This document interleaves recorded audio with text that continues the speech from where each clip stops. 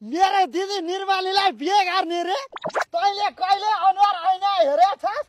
दिउँसे तर्साउने वन झाँक्रीको जस्तो अनुहारले मेरो त्यस्तो राम्री दिदीसँग बिहे गर्ने? राम्री छ नि, त्यही भएर पहिलाको लोग्नेले छोडेर गयो होला। ए दुर्मुसे, अब तेरो दिदीलाई मैले एक्लो पनि छिन् नि त, म यसो सहारा दिन्छु। अब लो रानी जस्तो बनाएर पाल्छु, माछे मारेर पनि खुवाउँछु नि। उस्तै पऱ्यो नि, तँलाई पनि बेला बेला यसो खटक खटक गरिदिन्छु नि त केटा। यो चाहिँ अलिक गजबकै कुरा आयो। भनेपछि त हाँडी घोप्ने बल्छीलाई मैले भिनाजु भन्नुपर्ने भयो होइन? अब हेरे सालो केटा, अहिले मुख आइसक्यो भने कस्तो होला। पाडीले भिनाजु मस्किन्छ हेर न, हुनेवाला भिनाजुलाई मस्किन्छ भन्दो रहेछ। हेर्नुहोस् भिनाजु, मबाट चाहिँ कुरा ओके छ, तर एकताल दिदीलाई सोध्नु पर्छ। के रे, मैले बिहे गर्नु पर्यो रे? अब हुँदा हुँदा तैँले पनि यसो भन्ने? हेर्नु न कार्की दाइ, यिनीहरूले त मलाई माइतीमा बस्नै नदिने भए। त्यसो होइन निर्मली, यसो चाहिँ सधैँभरि जिन्दगी पनि चल्दैन नि, बिहे त गर्न परिहाल्छ नि। अनि कार्की दाइले सम्म यस्तरी भने नि, हेर तेरो चिन्ता छैन होला त मलाई। हेर ठ्यास कुमारी, तेरो लागि मैले एकदमै राम्रो केटा खोजेको छु, बिहे गर्नै पर्छ के? केटा चाहिँ को नि? को? भिनाजु।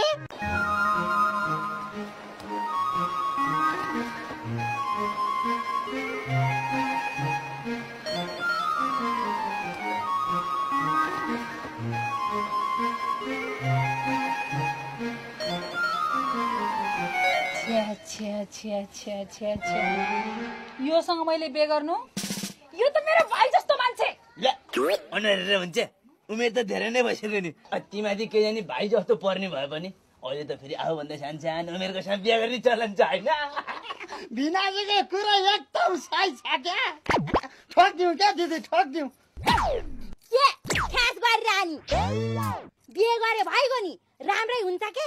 माछा मार भए पनि पालिहाल्छन् क्या र?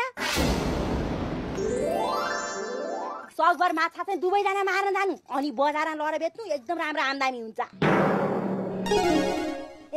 कहिलेकाहीँ अलिअलि चाहिँ आफूले पनि खानुपर्छ है माछा, स्वास्थ्यको लागि एकदम लाभदायक छ के? खाँदाखेरि चाहिँ होस पुऱ्याउनु फेरि काँडा अड्किन सक्छ। के भनिस् रे? तँ गर्न योसँग बिहे?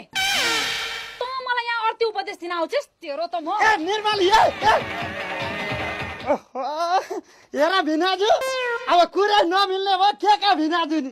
हेर बल्छी, यो ठ्यास कुमारीले नमानेको पनि ठिकै भयो क्या? यो त एकदम रिसा छ क्या? जतिखेर हात यस्तो गरेर ठ्यास गरिरहन्छे, पछि तल रिस उठ्याउला, टपक्क टिपेर हात राखेर ठ्याङ्ग हान्दाखेरि त तेरो त टाउको त हिँड्छ त बाबै।